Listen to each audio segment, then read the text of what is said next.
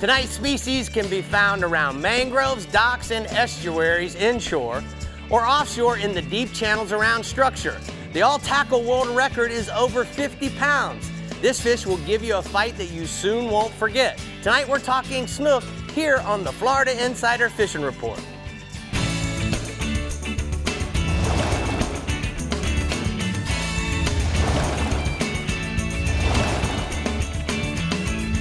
Welcome to the Florida Insider Fishing Report, powered by Harbor Trucks and presented by Yamaha.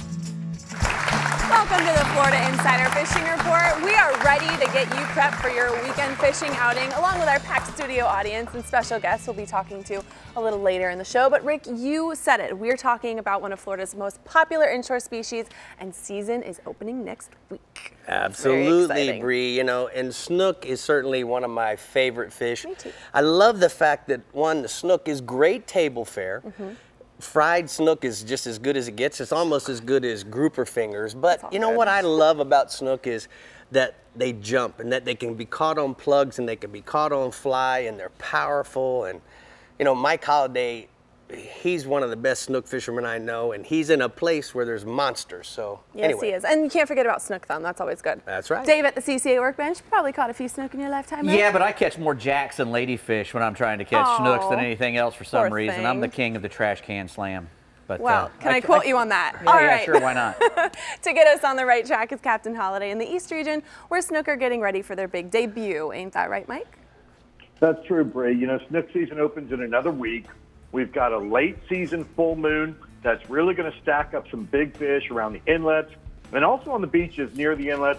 So if anybody wants to get in a little catch and release action before the crowds start looking for a fish to eat, now is the time to go.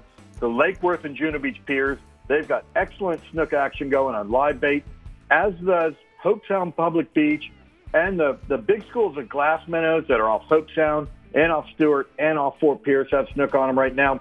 We'll also see the largest fish of the season in the inlets, particularly in Fort Pierce and in Palm Beach Inlet, and particularly at night. Now, off the piers and around the inlets, a live threadfin, a sardine, a croaker, or a pilchard, they're pretty much money on those school fish, and also on the smaller fish that are along the shoreline that are north and south of those inlets. But around those minnow schools, you can throw flies, you can throw a 4-inch saltwater assassin shad-tail jig, or a lipless crankbait and do well, and catch pretty much all the snook that you're going to want around those areas. The average snook's going to be 6 to 12 pounds. I got a photo there. That's Cody Rubner. He caught that snook off a seawall in the Indian River. It ate a panhandle moon-colored saltwater assassin dye dapper. The other thing we got going on kind of overlaps the snook action. The volume of tarpon along the beaches is just amazing right now. Fish are constantly feeding from the schools all day long. By far the best action is early and late in the day, but the action's steady all day in the minnows off Hope Sound, off of Stewart, off Fort Pierce, and off Vero Beach. The minnow schools are moving up and down the beach, so you want to look for birds diving and fish rolling in those schools. You can fish it from shore, you can fish it by boat. Either way, you're going to get equal results. A lot of folks are throwing flies at the fish, which range in size from 30 to 100 pounds or more. So if you don't go armed with like at least a 10 weight, you're going to get spooled. 30-pound spinning gear, 30-pound bait casting gear. Bait fish patterns in whiter chartreuse are working really well. You can also throw lures like an all-white split-tail shad or a 4-inch shad that's all white. Live mullet, topwater plugs are also catching fish, particularly those fish that are on the outside of the schools. So it's kind of a topwater bite on the outside of the tarpon schools right now. Tell me about the offshore, bub. Well, the offshore bites really slowed down for sailfish, dolphin, and tuna, you know, the main species. And cold water is kind of dampering the bottom fishing a little bit. Looks like it's getting better. The one savior for blue water anglers has been the influx of kingfish from Palm Beach all the way to Fort Pierce. If you can find a bait school in more than 20 feet of water, it's got kingfish on it right now. Places like the Juno Pier, the Loran Tower Ledge, the sand pile off Stewart, the offshore bar off Fort Pierce, they're all covered up with fish, even the 6 Mile Reef and the zoo off Jupiter. A lot of kings are small right now, say like 8 to 15 pounds, but there are some 30-pound fish in the mix. Target them with live bait. Spanish sardines are the top bait if you can find them. There's plenty of small blue runners around also, and the kings really love those little blue runners, as well as thread fins and cigar minnows. You can slow troll them on a number 4 wire stinger rig, or you can drift with a triple hook Palm Beach rig with 50-pound monofilament leader. You can even drift with dead sardines and do well in the Kings right now. The other thing, the full moon in August is one of the best times of year to target wahoo in the East region, particularly off Palm Beach, but all the way throughout the entire region. In Palm Beach, the fish are concentrated where the reef rolls down from 200 to 400 feet of water, while to the north, those fish tend to concentrate around the reefs at 180 feet of water from the Ocalina Bank in Fort Pierce all the way up to the steeples off of Sebastian Inlet. They're definitely structure-oriented, whether that's a natural or artificial reef or just a floating object like a tree or a pallet or a garbage bag. The key to catching wahoo is to get your baits below the surface and cover the water columns. If you can get one bait, 5 or 10 feet down the surface and another bait 30 or 40 feet down, you really increase your chances of catching wahoo.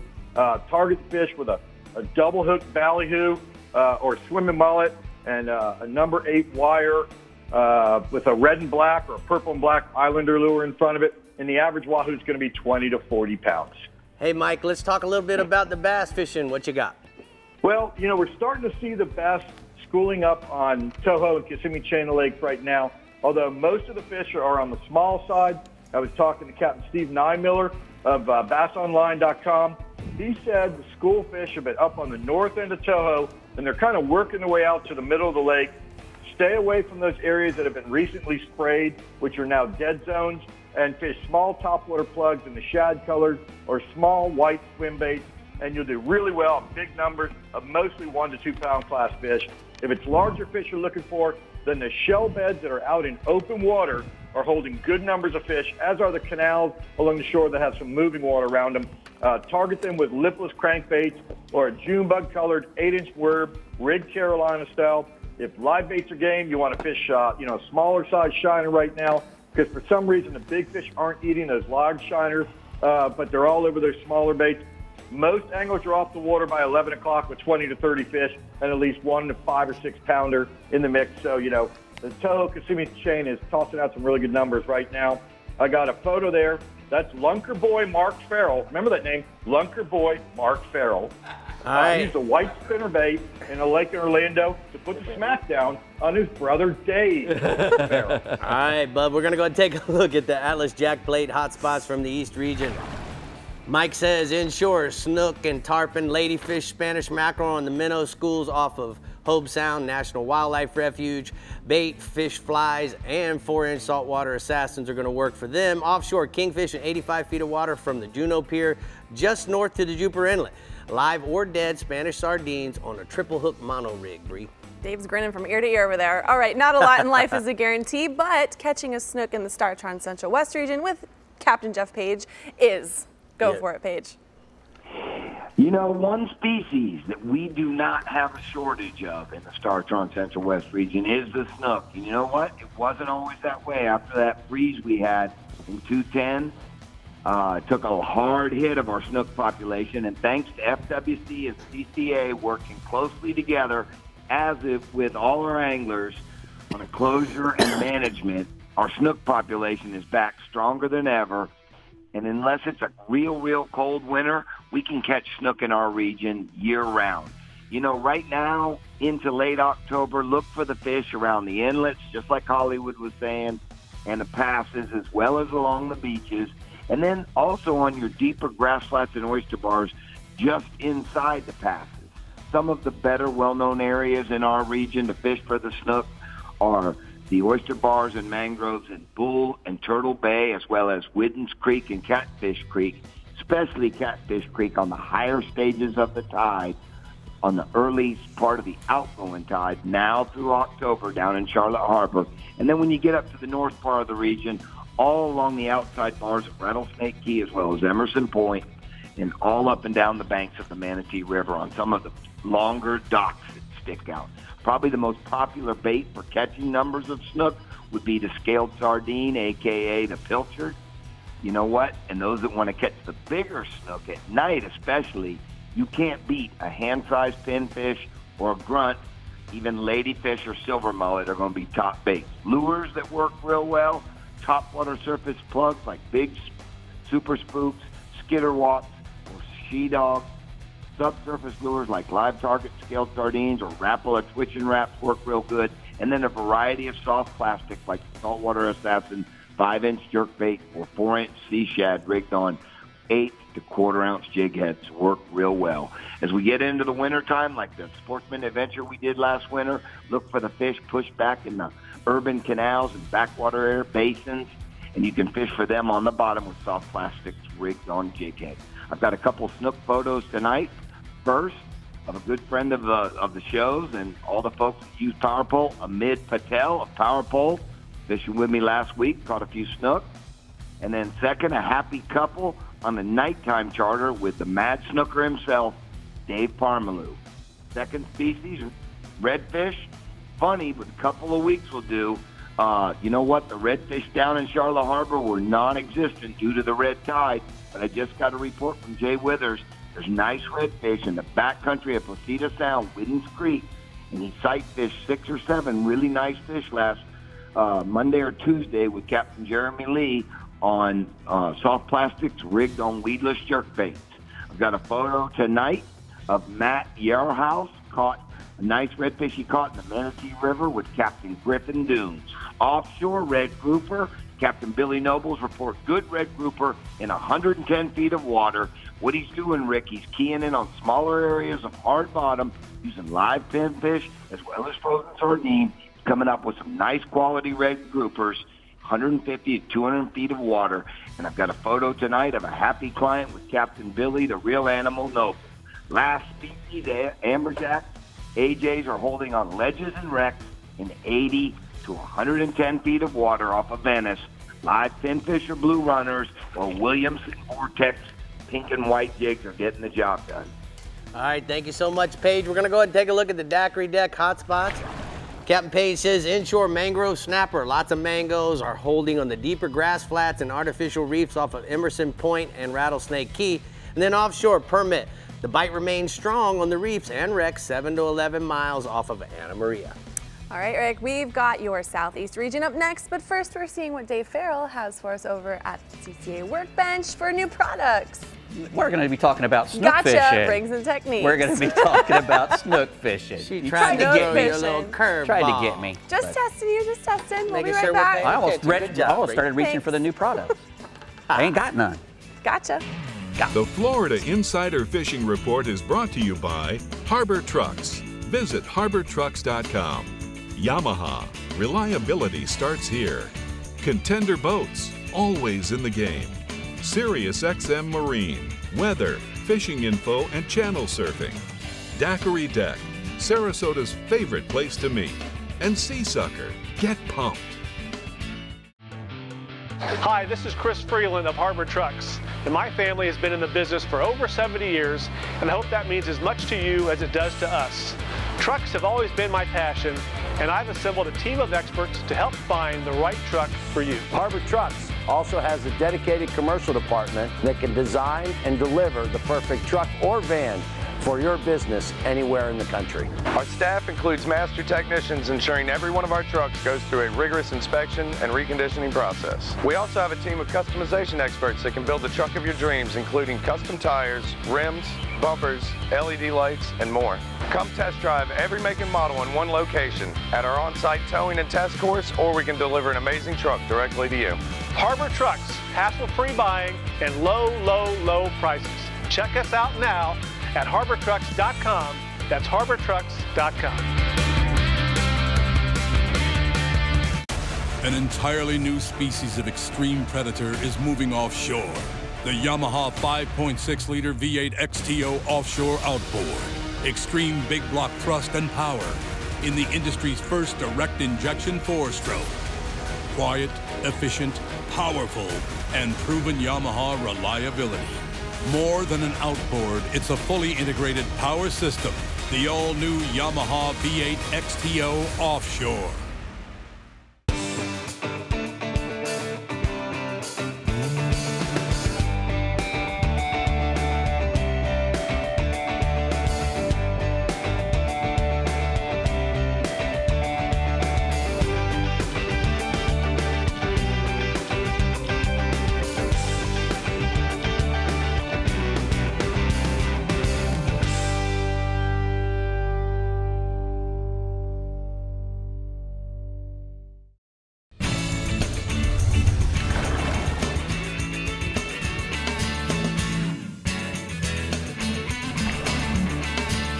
Welcome back. Here's a look at the FWC news and notes. August 25th, there's a Clearwater PS boating course. August 27th, there's a shore-based shark fishing workshop in Melbourne.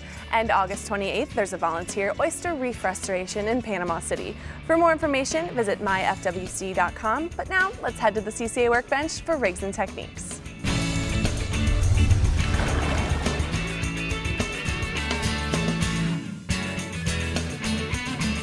Well, every week here at the Academy Sports and Outdoors Rigs and Techniques segment at the CCA workbench.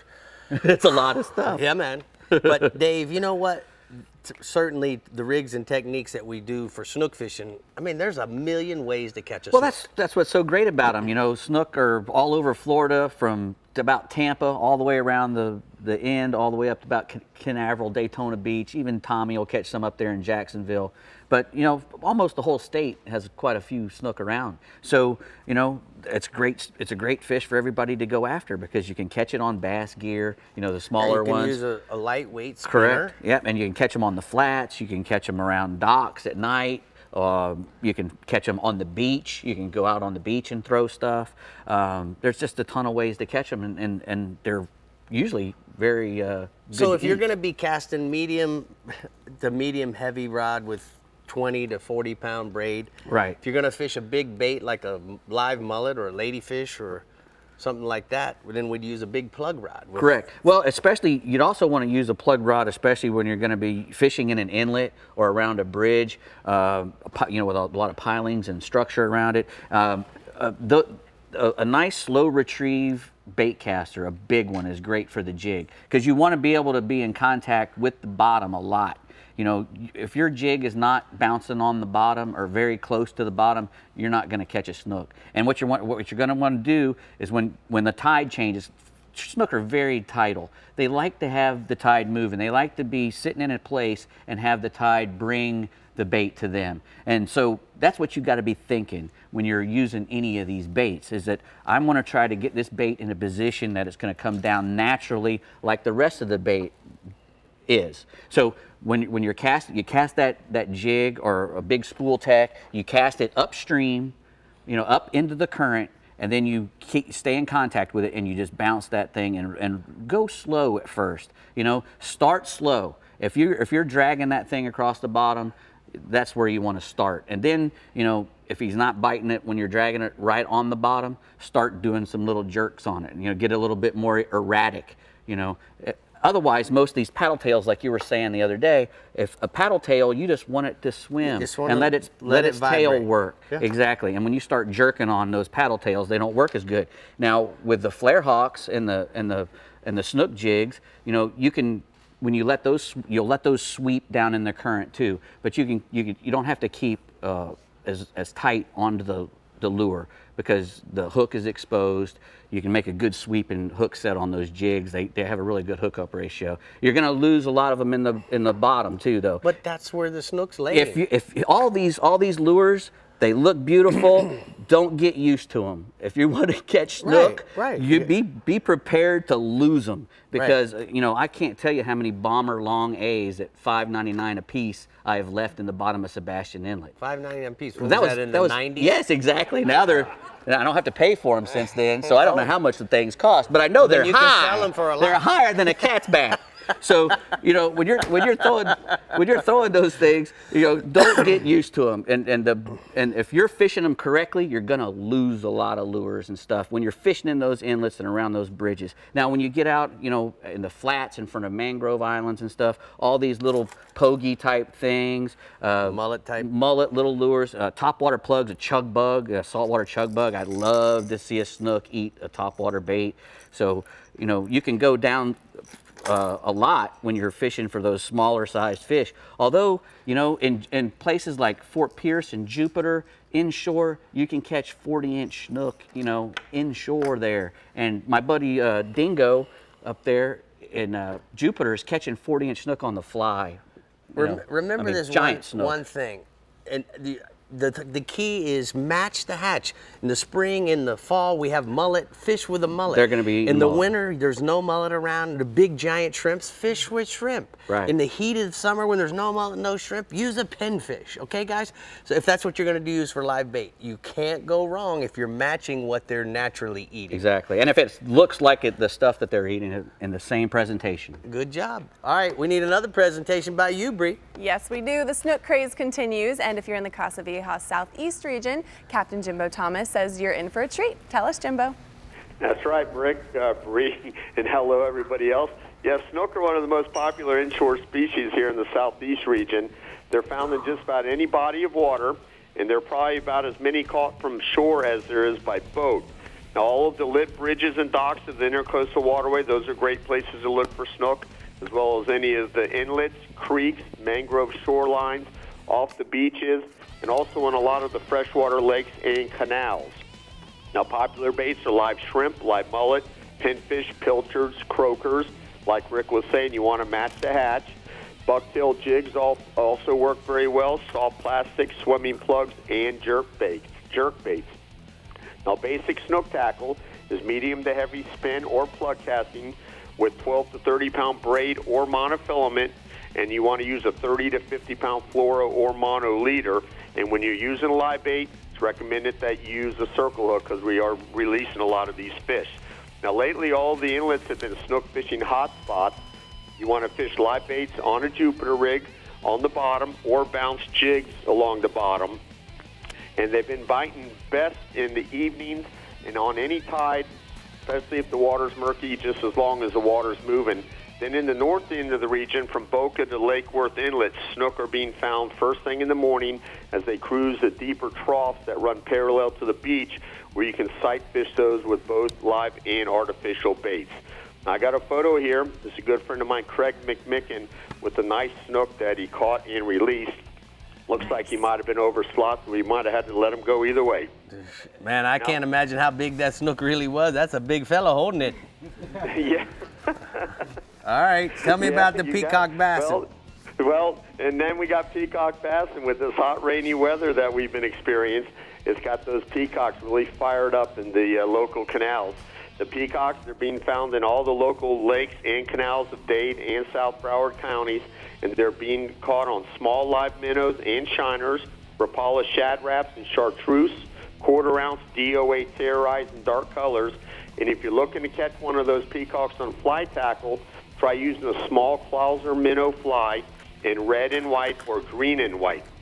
Look for these peacocks to bite best in the middle of the day in areas that have clear water with current around the structure. You want to fish around the spillways, the bridge columns, and any other structure.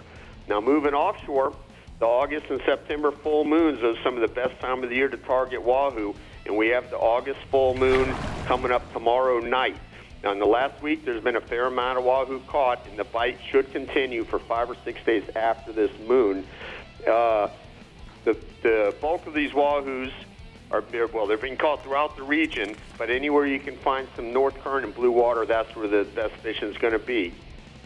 Trolling has definitely been out fishing the live bait. You want to troll drone spoons or feather and bait combos or sea witch and strip bait combos on a number 3 planer or a wireline outfit. Fish anywhere from 150 to 300 feet of water. Troll anywhere from 6 to 10 knots. That's going to get you the most bites.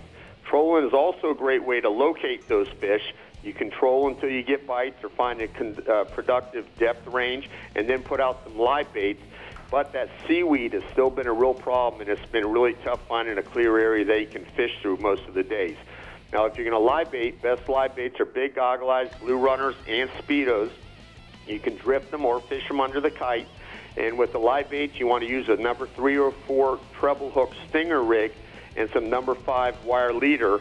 And most of these wahoos have been in the 30-pound range, but you never know when there's a larger one out there.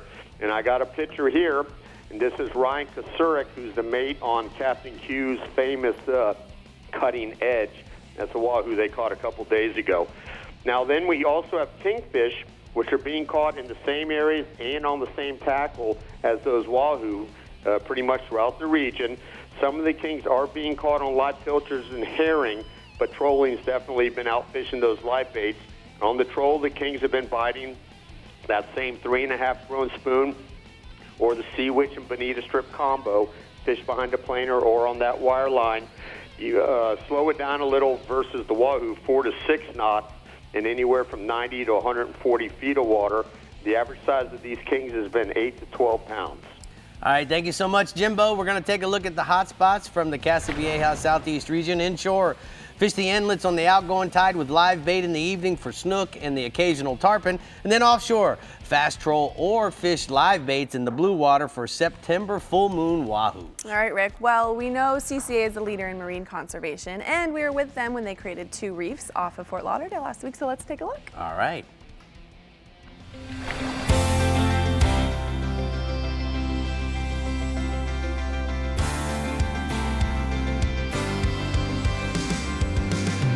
The Florida Insider Fishing Report is proud to team up with CCA Florida and the Building Conservation Trust, also known as BCT, as well as Starbright, to help make the John Michael Baker Memorial Reef Project a success.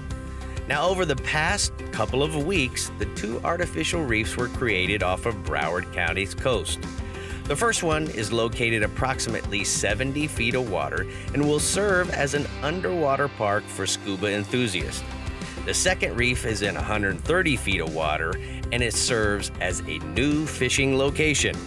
Now, all of this is part of a 5-year permit to deploy new reefs on an annual basis between Oakland Park Boulevard and Birch State Park. This is a 2-part project that couldn't have happened without funding from John Michael Baker Foundation and without the assistance of Broward CCA Chapter, Broward County, and the St. Lucie County for donating the deep reef materials. A special thanks goes to McCully Marine for the deployment and to the countless others that have donated funds and volunteered. We certainly can't forget U.S. Concrete Products for donating the 665 tons of concrete material. Guys, it's a win-win for marine life, scuba divers, and anglers. With CCA Florida's advocacy efforts and BCT's habitat restoration initiatives, artificial reefs are the way of the future. Wow, Rick, that was a really cool project to be a part of, and you really said it all. Yeah, you know, BCT, if you want to help with habitat and getting reefs in your area, just contact BCT. There you have it. All right. All right, we're looking at our Southwest and Keys regions when we come back and talking with our special guest from Fox Sports. You won't want to miss it, so stay hooked on the Florida Insider Fishing Report, and we'll be right back.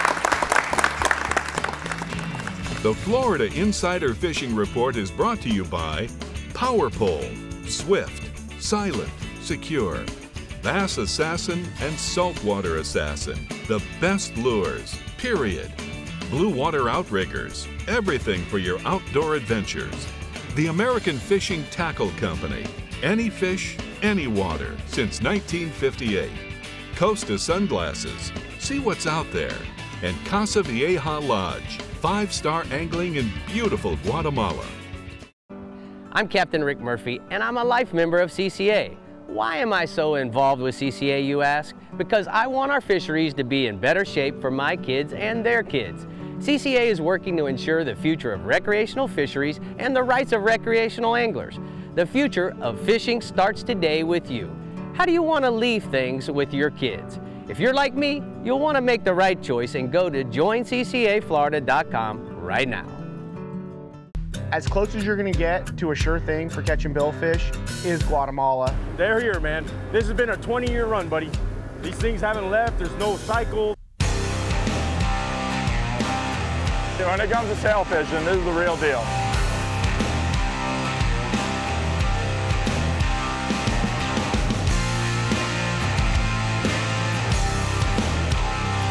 The amount of sailfish here is ridiculous. Harbor Trucks features the largest selection of new and pre-owned trucks in the country, an on-site towing and test course, and a team of truck specialists. Come line up every make and model in one location and find the truck of your dreams, or we'll build it custom for you. Harbor Trucks, hassle-free buying, and low, low, low prices. Check us out now at harbortrucks.com. or 2 miles off I-75 in Port Charlotte, Florida. I'd like to welcome Tim Ivey, the Vice President of Marketing and Programming at Fox Sports. You know, Tim, back in 2004, this was called the Florida Fishing Report. Now it's called the Florida Insider Fishing Report. But Tim, in 2004, here we are 2018. That's a lot of time. It is. And believe it or not, this episode is number 389. 389 That's right. episodes. So I want to ask you, how many, with the re-airs, how many repeats is that? So it's probably over 1,500 airings. So you've been an important part of the programming at Sun for a long time. So in 2004, let's talk about the audience that we had there. So predominantly male, probably close to 90%. 25 to 54? Yep.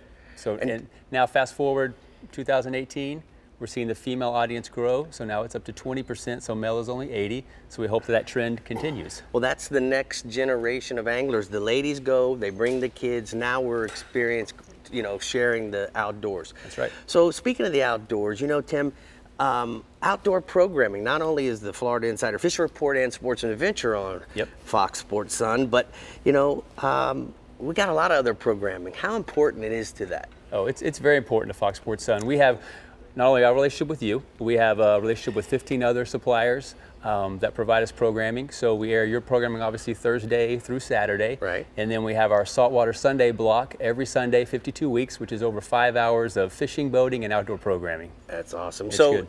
Can we watch, you know, streaming seems to be the next thing. Can we watch streaming? I'm glad you asked. So yes, on the Fox Sports app, you can download it and you can watch not only your show, but all of the pro live games that we have anywhere you go. Well, if I've done my math right, Tim, in May 1st of 2019, that will celebrate our 400th episode. That's awesome. I want to personally invite you to come because we're going to make a big deal out of that one. It'd be my pleasure, Rick. All right, Thanks. guys.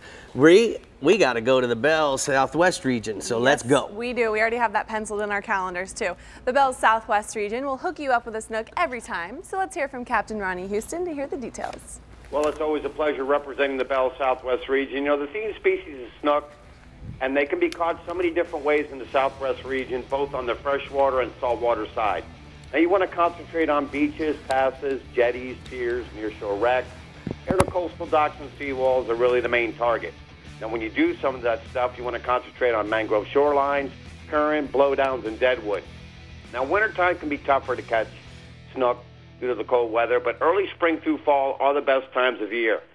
Mainly the baits to catch snook include live pilchards, finger mullet, pinfish, also cut baits on the bottom like mullet and pinfish and ladyfish. You know, a variety of artificial baits like the Bass Assassin soft plastic shads, paddle tails, and 3 to 5 inch dye dappers. You can use swim baits, you can use prop baits, topwater walk the dogs lures. One of my favorites are gold and silver spoons and 3 to 5 inch subsurface plugs.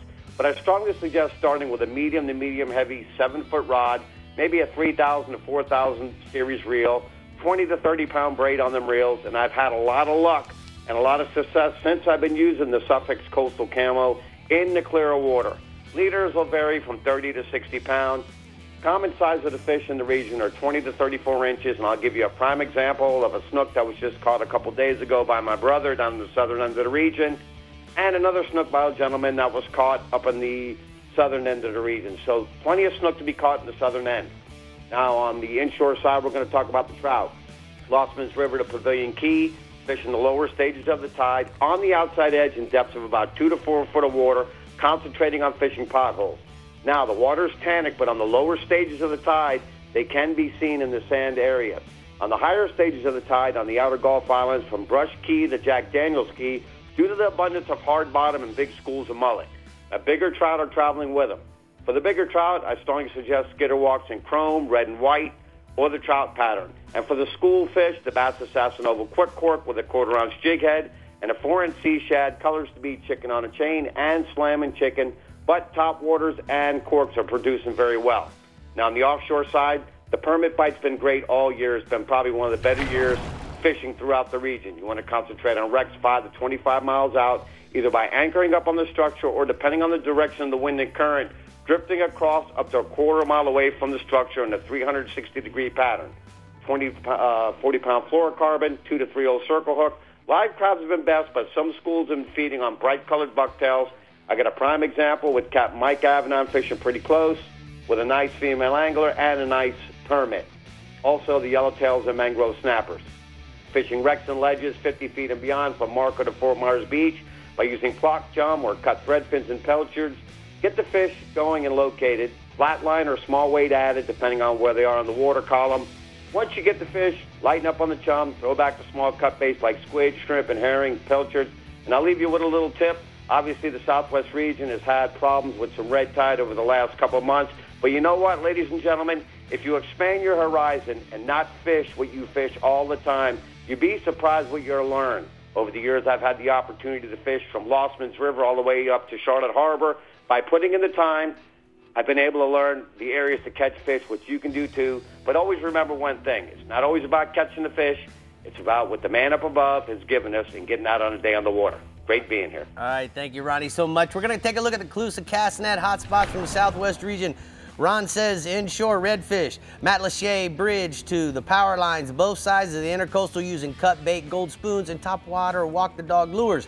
And then offshore red grouper, Wiggins Pass to Redfish Pass, 65 to 80 feet, fishing hard bottom using cut squid, herring, sardines, live pinfish, and grunts. Brie. All right, Rick, a few days ago, we actually went fishing with our Bells winner, James, and his son, Evan, from Seminole, Florida. Yes, we did. And we have a few photos from our day on the water, don't we? Yeah, man. We had a pretty good day. So, you know, Bree, it was my first day back in the water since I had the baby. Awesome. And these guys, you know, they hadn't caught a lot of fish in the past. The dad fished, but Evan didn't fish too much. He caught a big snook, jumped some tarpon, had a trout. Obviously, selfie. You had to have your own selfie because we had to have official photog. Yeah. And then here we have this little short video of what that monster snook was doing beforehand. Yes, we do. So awesome. And right when it stopped, my storage ran out on my phone because I have too many pictures of Mia on there. So there we go. That's exactly right. Baby pics win every time. Well, I deleted some. All right, the keys are good for a lot of things, and reeling in a slat-sized snook is only one of them. Here's Captain Randy Tao with your weekend report. Hey, good evening, fish fans. You know, when we talk about snook in the Keys, there's no shortage of places to fish for them. And you can fish locally in some of the canals. You can fish around the bridges. You can venture out in the backcountry, Flamingo. It's just a vast area where these fish live right now. And they are biting right now. It's a good time. August is one of my favorite months to catch snook. And they have a little calendar, just like you can imagine, and they know September 1st is coming, which means they're going to start fasting on the 1st of September. So don't be surprised if the bite slows down. But right now, in the last week especially, has been pretty good on both sides, around town and also in the backcountry. But the key to this is timing. It's the time in the right spot at the right stage of the tide, and that's the real secret to a lot of this. You want moving water. I like using live bait this time of year like pinfish or finger mullet, and the shorelines, the beaches are great places. Right now it's been on an incoming tide. Guys are having the most success from what I'm hearing, and that first part of the incoming tide, when that water really starts to move, these fish have been active on the corners, a lot of the mouths of the channels going in, and then also around Flamingo as well. So kind of keep that in mind that the incoming tide's been the best time. So if you got a falling tide, don't expect a whole lot till that tide changes. And the same thing around here. You know, the bridges are a great place for these fish to hold up.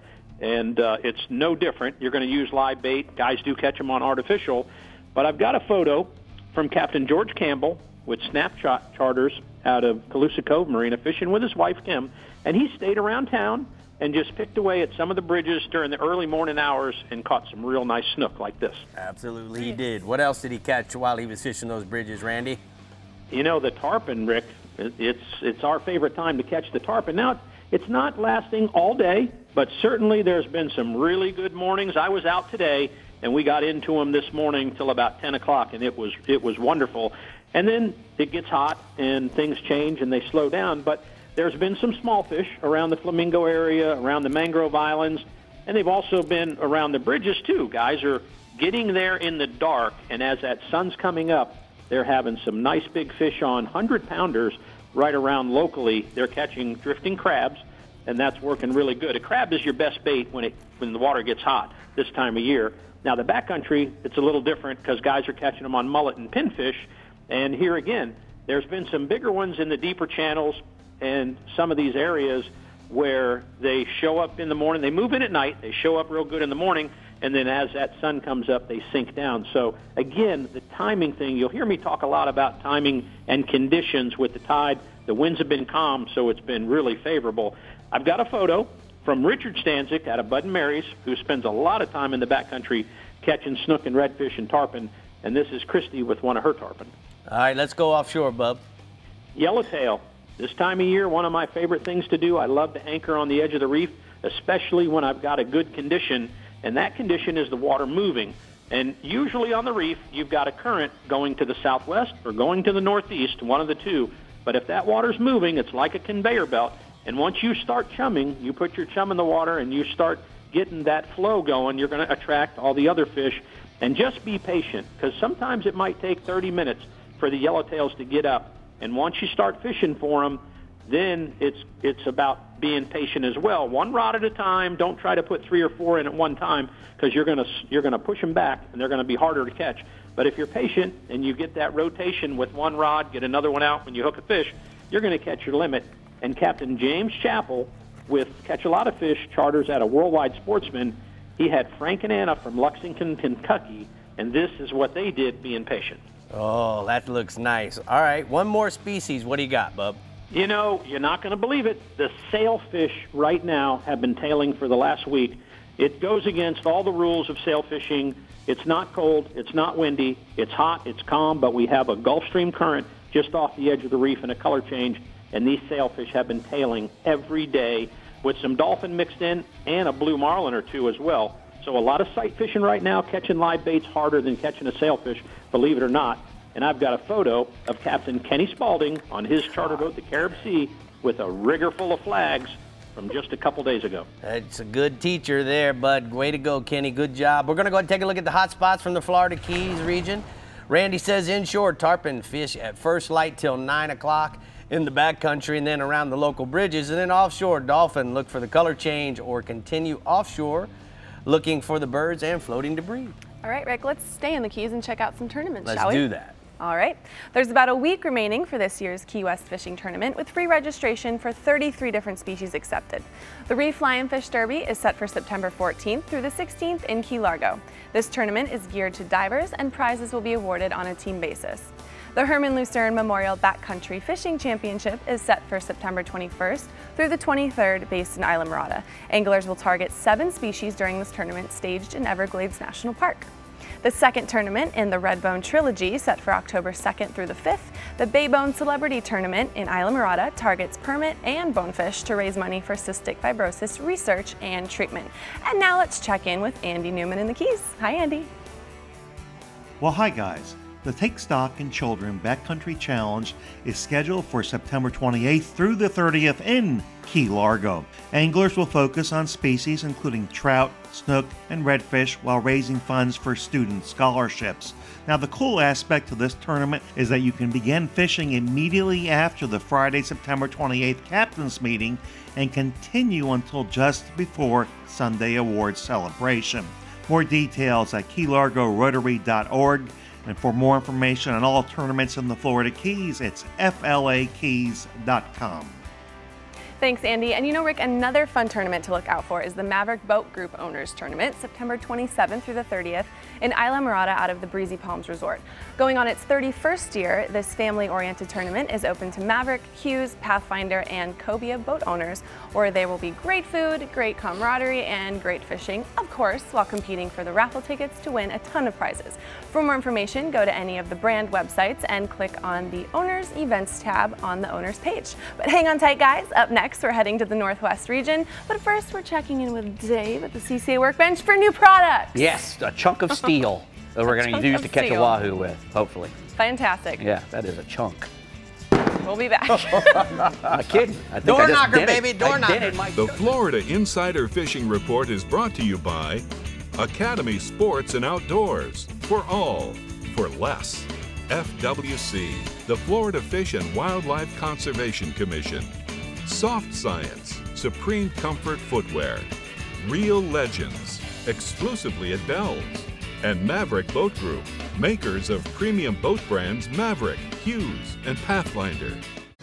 Yamaha's 4.2-liter V6 offshore 4-strokes. For those that like their V6 lighter, faster, and stronger. Setting new standards for power, efficiency, speed, and lightweight. Built for the rigors of offshore boating. Packed with Yamaha's legendary reliability. And now Yamaha's 4.2-liter V6 4-strokes offer a choice between digital or mechanical controls to match your rigging preference. Yamaha. Reliability starts here.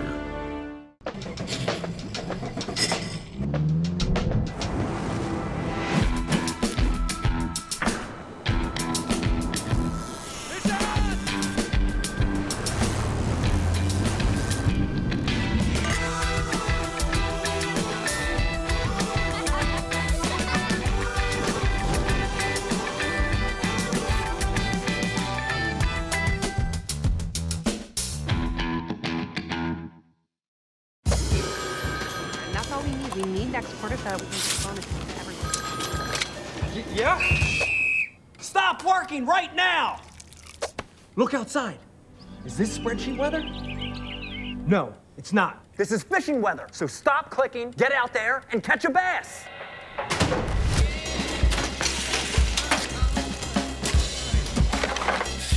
Stop what you're doing and start fishing Rapala Ripstop. This is Academy Sports and Outdoors. We offer a huge sports and outdoors selection of top name brand gear like you've never seen. All at low prices like you've never seen. Because we're a sports and outdoor store like you've never seen. Visit us in store or at academy.com for the guaranteed lowest prices. Academy Sports and Outdoors, for all for less.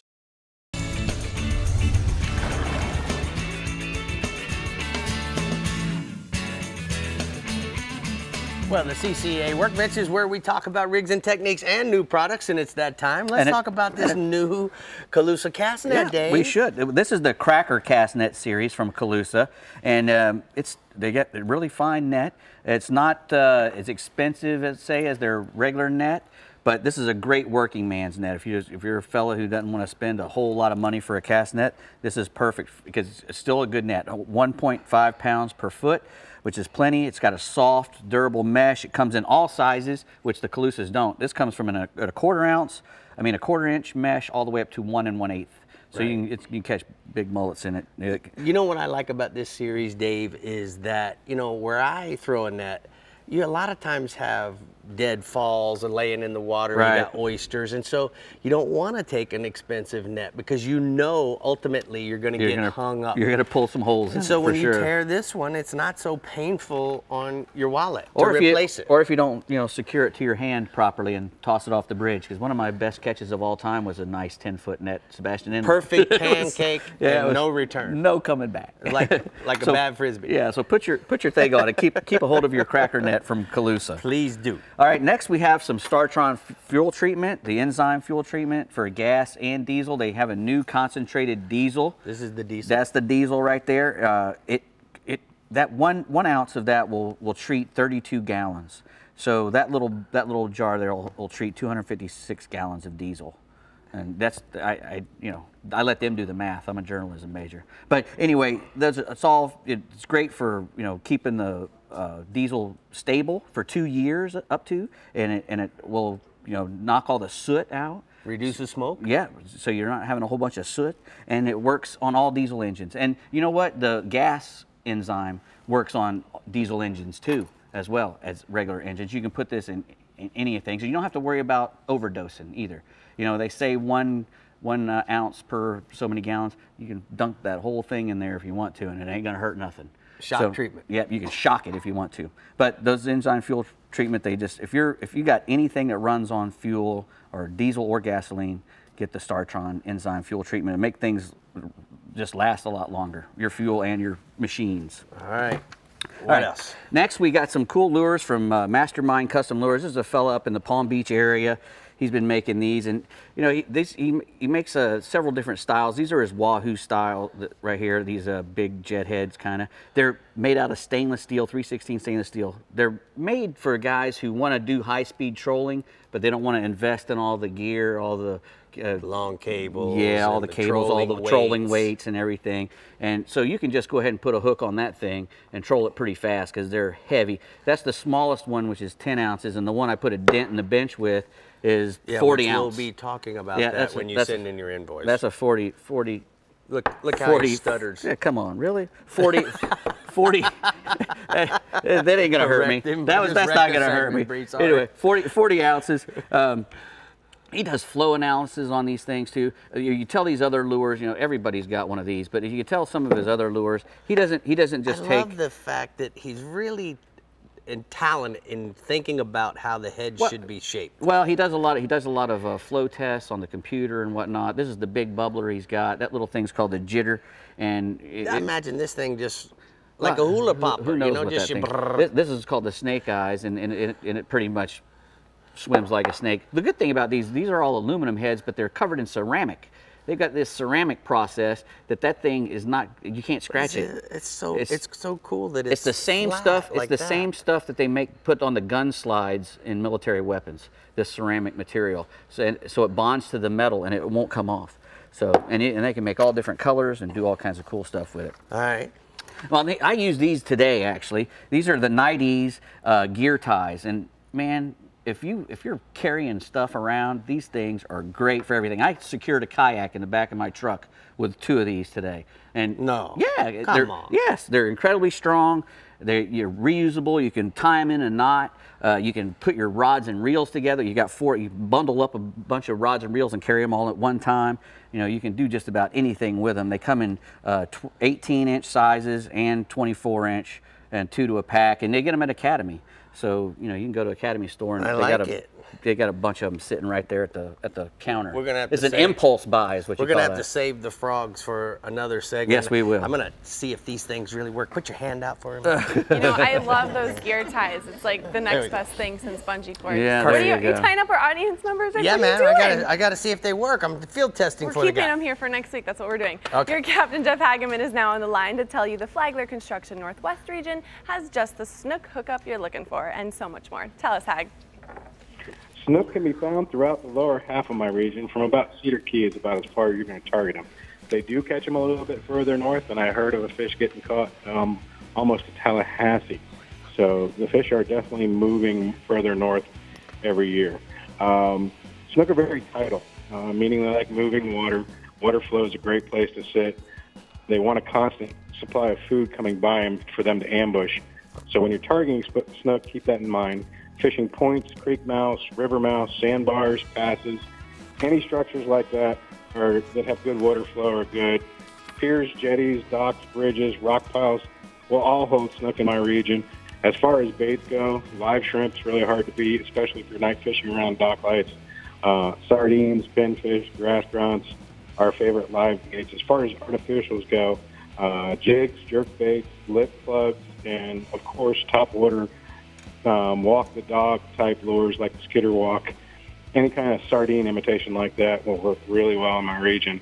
They have really good eyesight and they have grill rakers, so you want to keep that in mind also when you're snook fishing. So good fluorocarbon leader is a must, anywhere from 25 to 40 pound leader, depending on the size of the snook you're fishing, the current you're fishing, all that other stuff. I've been using circle hooks lately when I'm live bait fishing for snook, and I've been able to get away with getting to use a lighter leader, like a 20 pound or 25 pound leader, when the fish get picky, and you still get them hooked in the corner of the mouth, and the leader's not as exposed to their mouth, still exposed to their gill rakers, and that's a little tip for some fish that get picky when they're feeding. We also do a lot of chumming in our region, so live sardines, we get a chum bat out and throw those out and get them popping, and there's nothing like catching a bunch of snook that are feeding on top and getting in a frenzy when they're popping those topwater baits. I've got a photo here of a nice West Coast snook. That looks good. All right, tell me about the redfish, Hag. Moving inshore, Captain Jimbo Keith of Saltwater Assessment Fishing Charters out of Cedar Key reports right now that the bite's really turned on. More and more schools of redfish have moved inshore. Plenty of action around the islands, he says. And he's still using cut mullet on his charters this past week, but cut pinfish and cut pigfish work as well, too. Moving further up the coast in the northern part of my region, in Apalachicola Bay, Captain JB of JB Charters reports the redfish right now bite has been along the shallow water marsh points. The main feed time has been early in the morning and late in the evening. The bite has been slowing down midday, and they're biting on a 3-inch chartreuse swirl tail swim bait. And he's also catching them on live pinfish, cut mullet, or live shrimp. I got a photo here turned in by Captain Jimbo of a nice redfish he caught on a recent trip. All right, let's go offshore, bub. Offshore, the gag grouper bite's been good throughout my region. So to be fishing over rock piles and ledges from anywhere from 60 to 200 feet of water. When fishing with grouper, you always want to start with that dead bait. Fish fired up. Sardines, Boston mackerel. Once that bait tapers off, to keep their interest, switch over to pinfish, grass grunts, or even a live brew runner works really well. You want to use a standard bottom rig with anywhere from 6 to 16 ounces of lead, depending on the depth and the current you're fishing in, and 3 to 6 feet of 80 to 150 pound fluorocarbon leader with a 6/0 to 12/0 circle hook, depending on the size bait you're using. And I've got a photo here of a nice West Coast rusty belly caught in 300 feet of water aboard the Big Nasty. That's a big nasty that you caught there, right dude. There, isn't it? All right, tell me about the mangrove snappers. The mangrove snapper bite's been good on a high release structure in anywhere from 20 to 70 feet of water. Knocker rigs and light leader has been the trick to getting these finicky fish to bite right now. 4 to 6 feet of 20 to 30 pound fluorocarbon leader, a 1/2 ounce to 2 ounce egg sinker, 2/0 to 3/0 circle hook, and as far as bait goes, live shrimp, cut sardines, small pinfish are working well. And I got a photo here of some nice West Coast mangrove snapper. All right, Hag. Pretty. Good picture, man. Those are red snappers, but all right, we'll take it easy. We'll talk to you next week. Hot spots from the Northwest region. Inshore redfish bite is on the top of the tide. Cut baits have been the most effective fished around the oyster bars, and then offshore, gag grouper bite has been good in 70 to 120 feet of water over rock piles and ledges. Use hand-sized pinfish for bait, Brie. All right, we're headed to the central and northeast regions, and then we're talking about Wild Oceans Foundation with our special guests when we come back. And remember that if you want to keep up with everything fishing in Florida, visit our website, like us on Facebook, follow us on Twitter, watch us on YouTube, and view and tag us on Instagram. We'll be right back. The Florida Insider Fishing Report is brought to you by Rapala. Catch the latest at Rapala.com.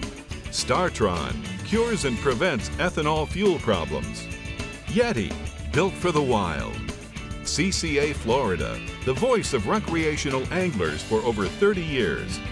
Strike Zone Fishing. Your fish hunt paddle store. And Guy Harvey. Marine wildlife artist and conservationist.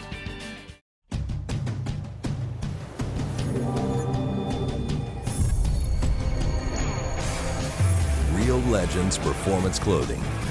Everything you need to be comfortable on the water all day long. Keeps you cool, dry, and protected from the sun. Durable performance technology at an unbeatable value. Shop anytime or go to reallegends.com to find a Bell store near you.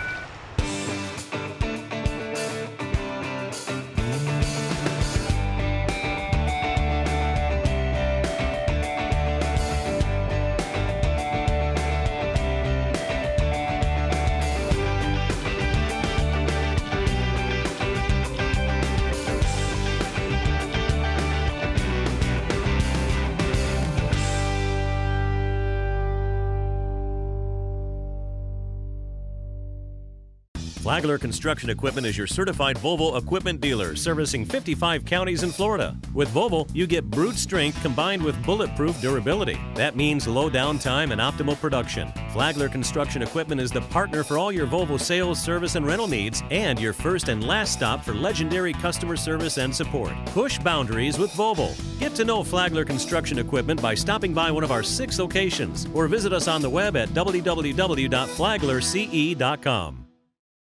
Well, I'd like to welcome Tim Choate from Wild Oceans Foundation. You know, Tim, not only are you involved with Wild Oceans, but I want to give everybody a little background.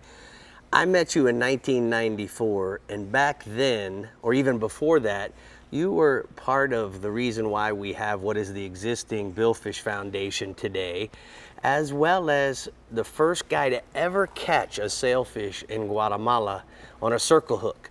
So you know what, I want to thank you so much for all the things you've done for fishing. But Tim, let's take a second and talk about some of the things that you're doing through the Wild Oceans Foundation. Well, thank you. It's a pleasure to be here, and especially part of your program, Captain Famosity. But in any case, the latest thing that Wild Oceans has come to do was to get with IGFA and pass something called the Billfish Conservation Act, which was signed by President Trump about 2 weeks ago. And it essentially says that billfish can no longer be imported into the United States. It's a great game-saving operation for billfish in the Pacific. And now we are through importing billfish into the United States. It's become a take marlin off the menu, which was a project we put together with IGFA, and it prevents billfish from coming into the United States in any kind of a commercial form.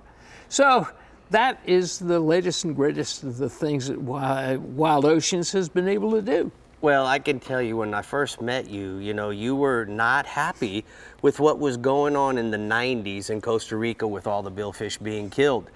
So you kind of ventured up the coast and went to Guatemala. And what we know today as the fishing in Guatemala was something that you pioneered. So I want to thank you for everything that you've done for fishing. If people have any information about or want to know something about Wild Oceans Foundation or questions, where would they go, Tim? wildoceans.org. All right, that makes it pretty simple. And you know what, guys, we're talking about a Hall of Famer for the IGFA inductee as well as trustee. And you know what, give me your hand, because I want to shake it for all the great things that you've done for fishing. All right, Brie. It's my pleasure. We have now concreted the relationship. Yes, we have. I'm next. All right, the Bell's Central East region is now in the spotlight, and Captain Jim Ross sure has a lot to showcase. So, Jim, tell us what we're in for this weekend. We sure do, Brie. You know, snook fishing is about as good as it gets around here in the Bell's Central East region right now. And it's possible to catch snook of every size, whether it's a 12-inch fish or a 40-inch fish. Doesn't really matter. It's just whatever you want to target, you can go catch some right now. The creeks and the small backwater impoundments are holding the smaller fish. A lot of the ditches, in particular, that flow into the Indian River, Banana River, Mosquito Lagoon complex are holding them. And a small little jig, a little gold pepper shiner colored 2-inch panfish assassin seems to be working really well for them. Or for guys that like to throw flies, you know, those little clouser minnows are great minnow imitations. You can also use the little mangrove minnow. That's also a really good one for the juvenile snook. Now, for the bigger snook, pigfish, pinfish, mullet, pilchards, croakers, there's a variety of things that they'll eat, obviously. You can hang around mangroves in the Sebastian and Wabasso areas, down in Vero Beach. Up to the north, it's more towards the inlets. The Canaveral and Ponce Inlet seem to be doing better. But after September 1st, we can invite one home for dinner. So make sure that you guys and gals get ready, because most of our snook right now are running about 24 to 35 inches, so you can catch some nice legal-sized snook. I've got a picture here of Chris with a snook that we caught the other day as we were coming back in from offshore, found this fish, and he pitched a live pogie to him, and he snapped that thing right on up. Wow, that's a nice fish, Jim. All right, let's talk about what else is happening inshore, bub. Well, the guys up at Salty Dog Outfitters in New Smyrna were telling me that the flounder bite's getting better in the backwaters and the near Ponce Inlet or in the nearshore waters. Live fingerling mullet and mud minnows. Rig those on a slide and sinker rig, or a half-ounce to 3/4-ounce jig head. That seems to be working best. Those near-shore reefs, you may have to go up a little bit in weight, but in the backwaters, as long as you're not sitting in a real heavy current flow, that should be plenty to hold bottom. Now, there's also a lot of fish holding around the little structures like docks, oyster bars, and even some of the undercut mangrove roots, the undercut banks and mangrove roots back in the backwaters of Edgewater and New Smyrna. So most of those fish right now are running 2 to 3 pounds, and you guys and gals can get out there and catch a couple of them and invite them home to dinner. Now, swinging offshore, we've got the red snapper mini season that just ended, and I kind of wanted to recap it because, man, it was a lot of fun. We had a bunch of fish caught. It was just a big, big time. Most of the fish were caught on either live grunts, live menhaden, or live croakers, but some of the guys were actually jigging them and doing some other stuff with them. The structures from 60 feet, geez, all the way to like 240 feet had fish on them, and most of the fish, you know, more 12 to 14 pounds. I mean, they were really, really good fish, and we even had some fish that go up to upper 20s, and I heard of one or two that actually hit the lower 30-pound mark. And I've got a photo here of 12-year-old Riley Bourne, and she was fishing with her dad, Jeff Bourne, and here's a couple of fish that they got when they were out there fishing in 120 feet of water outside Canaveral. And then I've also got another picture of Shay Saldana, and she got a nice 18-pound red snapper fishing in 90 feet of water this past weekend. So that's pretty cool that they got a chance to get out there, spend some family time, and catch some fish. And then our last species is king mackerel.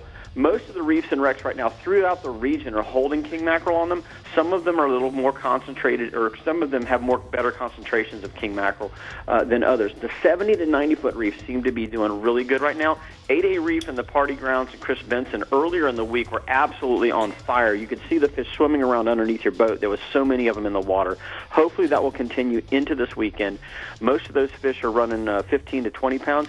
And then when you come back inshore, don't forget to overlook those 30 to 40-foot depths. If there's bait fish there, you can catch fish, and I've got a picture of one that we caught the other day. We went to the reef, caught our kings, came back in, chased some sharks around, caught another king mackerel.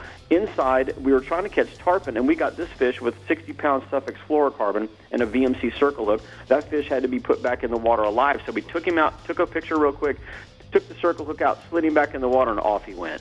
Good for you, Jim. Okay, thank you so much. We're going to take a look at the sea sucker hotspots from the Central East region. Captain Jim says inshore, snook in the area inlets use live croakers on jig heads or sliding sinker rig, and then offshore, king mackerel on the 8A Reef use live or frozen bait fish on a wire stinger rig.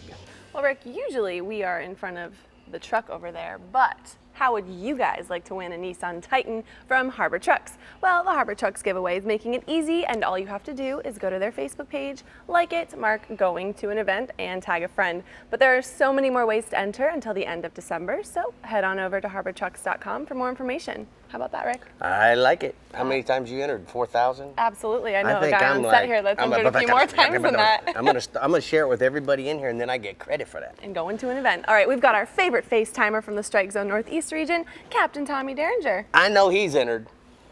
I'm entered. I'm ready. I want to win a truck for sure. No doubt. Tommy, what you got going on in the Northeast Strike Zone region? You know, I'm excited. We're talking about snook. You know, not a lot of people think the Strike Zone Northeast region is a hot spot for snook. But you know what? This summer we've had some really good snook fishing happening here in the region.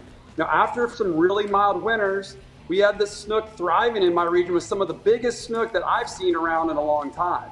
Now, the more consistent snook fishing is going to be going on in the south end of my region, from Palm Coast down to Daytona. I've had some great reports coming in from the Flagler Beach and Tomoka areas, and Dave Ferrell of Salty Dog Outfitters at Highbridge, who I think is in the audience there tonight, he tells me those snook are up shallow, chasing the shrimp in the small creeks and the canals first thing in the morning. Toss a topwater plug early, and then at dusk again, or then when the sun gets a little higher, toss a saltwater assassin elite shiner in that pearl color. And if lures aren't your thing, a large free-line live shrimp is going to work really well for those snook too. Now, the nighttime snook fishing has been great as well, from Palm Coast all the way down to Ponce Inlet. You can target the lighted docks and bridges when the tide is moving, whether it's coming in or out, with a trap or a live shrimp or finger mullet. Now, there's a lot of smaller snook under the lights, but there's some big bruiser snook in there as well, especially around some of those bigger bridges. Now, there's also a good snook population all the way up in Jacksonville and in St. Augustine. Now, there's some key creeks that you can find them in, like Pablo Creek, San Sebastian, and Pellissier Creek. They're going to all hold snook. There's also quite a few freshwater lakes and, of course, golf course ponds that are going to hold those snook as well. Now, there's also been quite a few nice snook caught at the St. Augustine and Matanzas inlets this summer. Now, look for some bigger snook and probably a few more of those guys to show up at the inlets during the mullet run later this summer and into the early fall. And I've got a picture here. Now, I thought this picture that was sent in to me by CJ Smith, you know, it captured that snook and his attitude perfectly. He's hooked up on the rod in one of those backwater creeks in Flagler Beach, and that snook is doing catching some air right there. Yeah, he is. All right, let's talk about some redfish, Tommy. You know, hey, it's time to bust out the top water plugs this weekend. We have an early morning high tides perfect for it.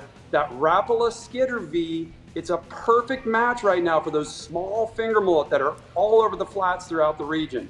Target those schools of finger mullet along the grass lines, points, or any kind of structure.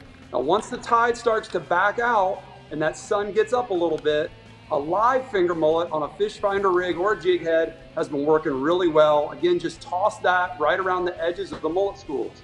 Now, I spoke to Captain Buzz Brannon from NortheastFloridaAngling.com. He's been catching some huge bull reds up in Jacksonville this week. Captain Buzz tells me he's fishing in 10 to 12 feet of water in Dunn's Creek, and he's using a 3/8 ounce jig head and some jumbo live shrimp. Now, he's having his clients just bump that shrimp along the bottom. He's catching some really big, oversized reds. Speaking of big reds, I've got a picture here that Captain Buzz sent me. This is his client, Kelly, with one of those big bruiser redfish he's been catching there in Dunn's Creek this week. Tommy, Brie and I want to officially say we want to come do that. Officially. Hey, you can, man. And from right now through September, it's going off. So okay, you need to do it. Sure. Here we go, Brie. Now, moving offshore, guys, it's kind of just like Jim's report, like he was talking about before. We're starting with kingfish. As it usually goes this time of year, you know, the kingfish bite's going strong throughout the entire region. I spoke to Captain Rob Bennett from coastalfish.net. He tells me that 9 Mile Reef out of St. Augustine, it's really consistent right now. There's quite a few kingfish in that 10 to 15 pound range hanging around out there.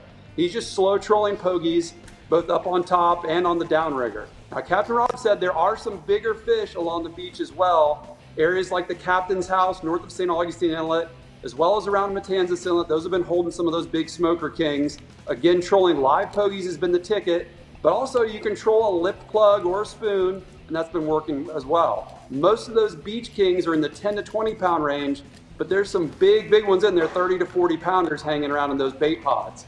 And I've got a picture here. Captain Rob sent me this photo of Roger Azery with this lunker kingfish he caught just outside of Matanzas Inlet.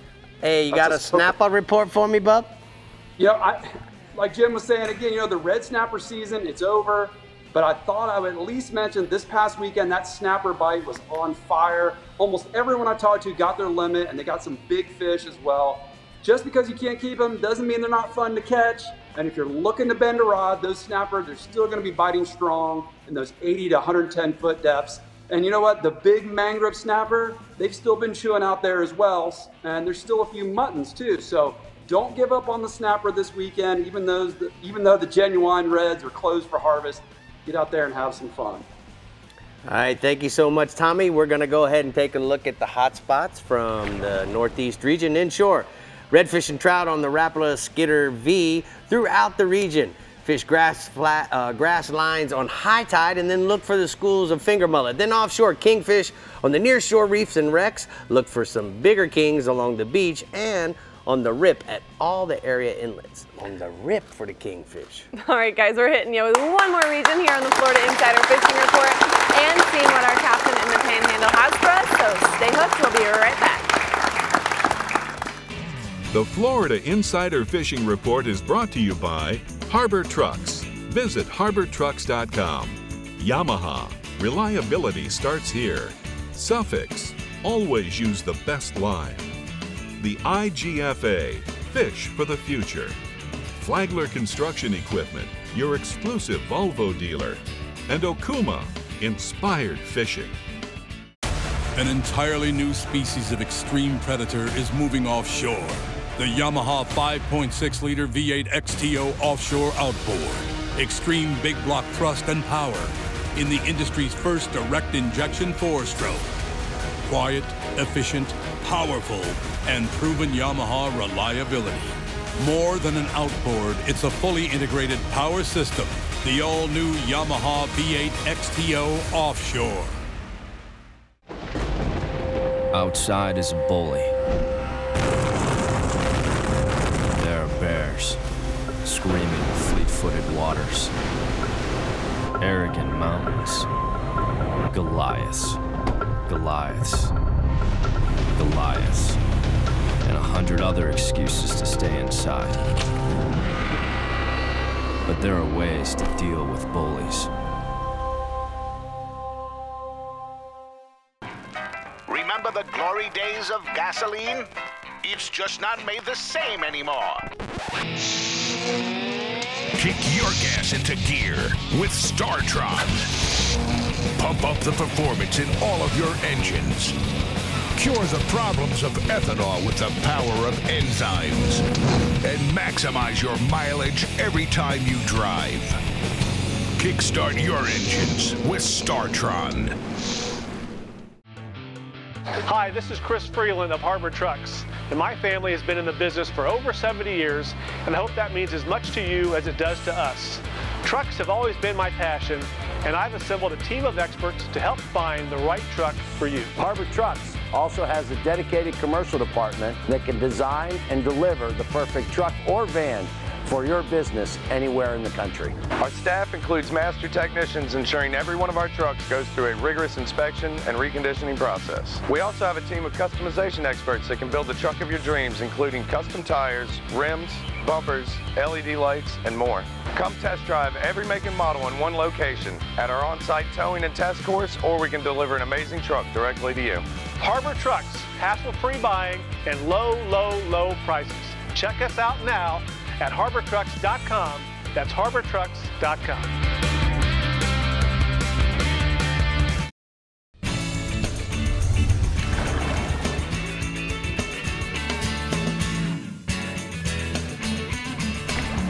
Today's Power Pole Tip of the Week, we're going to discuss the quality craftsmanship that goes into each power pole unit.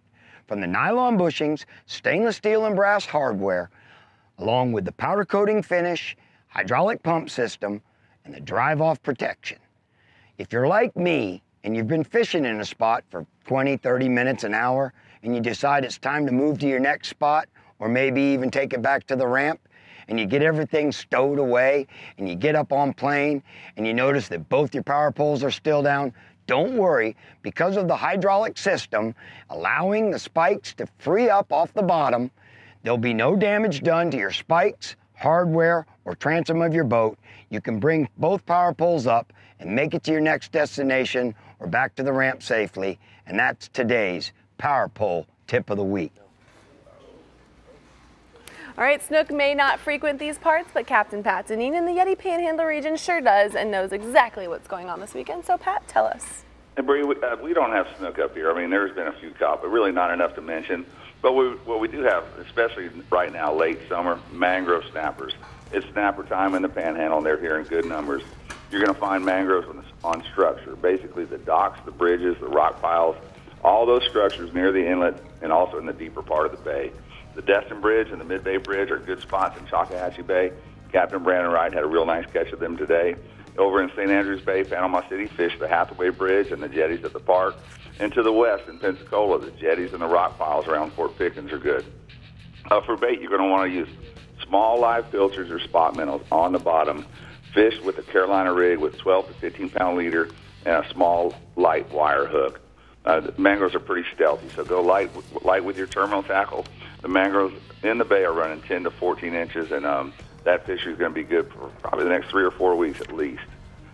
Staying inshore, I spoke with Captain Justin Leake in Panama City. He reports a real nice Spanish mackerel bite. In fact, he says it's some of the best Spanish mackerel fishing he's seen in a long time. There's lots of Spanish, and they're big Spanish. They're tide dependent, the bite is, so you want a falling tide, particularly the beginning or the end of the drop. Fish the points and the humps, chumming liberally with pilchards or menhaden. And Captain Justin's using 3000 series spinning tackle, 10-pound braid, 30-pound fluorocarbon leader, and instead of a wire trace, he's using a long shank hook to minimize the cutoff. There's similar action can be found near the inlets in all the bays in the Panhandle. Everyone has had a bunch of small baits move into the area, and the Spanish are here because the bait's here. So get that little 1/4-inch cast net, load up the live well, and go get some of those fellas.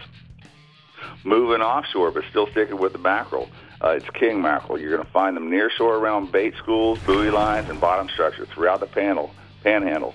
But once again, Panama City is a standout this week. There's been a very good king mackerel bite going on over there. They moved in in the Destin area, but it's more hit and miss. The Panama City area is not hit and miss. It's on fire. Get some cigar minnows or herrings from the bait guy or sabiki them up right there at the inlet. Slow troll or drift fish them around the entrance buoy line, the weather buoy or bait schools, or over bottom structure. The kings are running 10 to 12 pounds, and there's been a few, exotics, blackfins, and sailfish thrown in as well. And then finally, offshore, there's a mixed bag on the deeper structure. It's a great time to get in 100 to 200 feet of water. Keep your options open. The bigger spots like the livery ships, the tugboats, the high relief natural bottom are a great spot. This past week we caught cobias, amberjacks, blackfins, vermilions, all sitting on one spot. So to capitalize it, have several rigs ready. Fish a live bait up on the surface with a wire. Fish a nice live bait off a medium to heavy tackle spinning rod, midwater with a slip sinker, and then use a 2-hook chicken rig for the vermilion snappers. There's a photo of James Frudenberg. He's a firefighter with the Fort Walton Beach Fire Department. He's got a nice cobia he caught this week on bottom structure 20 miles out of Destin, and he said they caught a whole ton of other fish as well. Thank you so much, Pat. We're going to go ahead and take a look at the blue water outrigger hotspots from the Panhandle region. Pat says that we're going to go inshore, Big Spanish, on the falling tide in St. Andrews Bay, fish the points and humps near the passes, and then offshore, get some of that amberjack action before the end of the month by fishing live baits and speed jigs over high relief structure in 150 to 300 feet of water, Brie. All right, we may be out of regions, but we're not out of time, so don't move a muscle. When we come back, we're telling you what to get ready for next week right here on the Florida Insider Fishing Report. Woohoo! We'll be right back. Master your most challenging offshore experience with confidence and ease with Yamaha Helmmaster. Precise, intuitive control on the open seas. Unrivaled ease for maneuvering and docking in port. And now SetPoint adds 3 new dimensions to boat control. Maintain boat position with fish point, or a position and heading with stay point, or a heading while you drift with drift point. Yamaha Helmmaster, now with SetPoint. Complete digital control for today's larger offshore boats.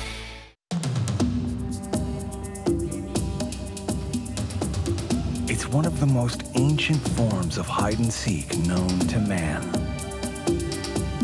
And nobody knows how to play the fishing game better than the backcountry guides and offshore captains of the Florida Keys and Key West. Ready or not, here we come.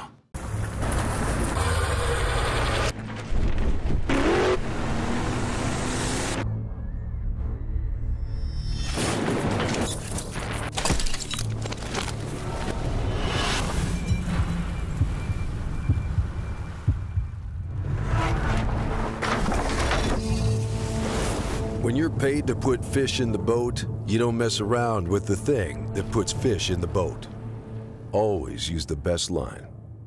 Thanks for tuning in to the Florida Insider Fishing Report. Be sure to like us on Facebook and follow us on Twitter and Instagram to keep up with our captains, contests, and appearances. You never have to miss a show. You can find full episodes, special segments, and updated fishing reports from your region right on our homepage. Just head to FloridaInsiderFishingReport.com for everything you need to know to stay hooked up.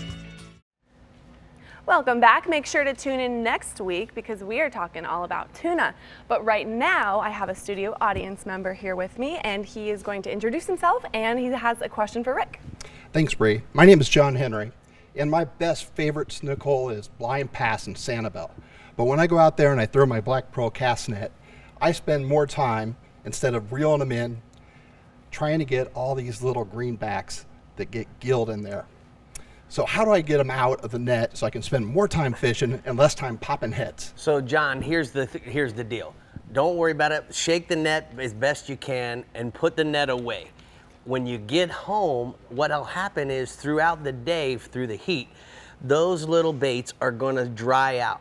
When you get home, it's real simple. You hang the horn in a tree fork of a limb or something like that, and then you go either take a backside of just a kitchen knife, the backside, so you don't cut your net, and you just knock the heads off. The body will fall through onto the inside of the net, and then you can rinse it. Another thing you can do, if you forget to do that, you can simply just get where the bait is stuck in the net and pop the net like this. It'll actually tighten up the mesh and it'll cut that most of the time. So that's generally what I do, is I'll go and pop it and try to get all those that way. And then the few that are left, I'll take that butter knife or just a regular old, kitchen knife, and I knock it off. I use my pliers quite often because that's what's on my hip, and I knock the head off. The body falls through, then I just simply rinse it. Now remember this about a cast net. New cast nets, guys, put it in a bucket of water and a cup of fabric softener. It'll make the mono a lot more supple, and then you'll be able to throw a net like the lovely Brie Gabrielle. Hey, wow, look at that intro. That was nice. That was a great question. You could also choose a smaller net hole instead of going through all that. Just get a really small mesh, and their heads can't fit through there. Oh. That's the easiest way to do it. Well, Dave, I wish he's a problem solver. Small 8 That's some great advice, Dave. 8-inch. Then you have when to you worry take about your those mullet little net and you heads. throw on a school of mud and they turn out to be yellow jackets. This is fun. It's not a lot of fun. Just took Well, his you answer can tell and threw it Dave under don't the throw bus. down net very much. Well, rigging 8-inch. techniques, guru right here. What Thank you kind very is much it? for that Make it rigging smaller. technique. Stop. All right, guys, thank you for tuning in. We will see Pretty you work, next Dave. week. Have a great weekend out on the water. Bye, guys. Bye.